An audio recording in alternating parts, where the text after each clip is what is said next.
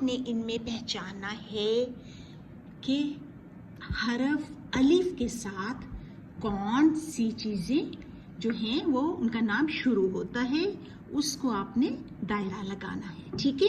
और आपने यहाँ देखना है कि हर्फ बे यानी लेटर बे के साथ कौन सी चीज़ें यहाँ बनी हुई हैं, उन्हें आपने दायरा लगाना है, ठीक है।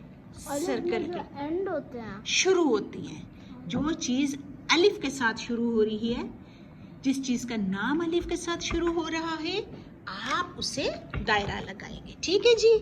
और आपने बे के साथ काम कीजिए, देखते हैं, ठीक है, देखते हैं जी, ठीक है, देखिए,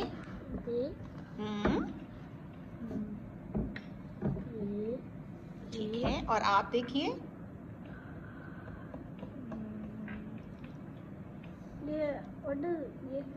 ये बादल है और ये सूरज है, क्या अलिफ से शुरू होता है?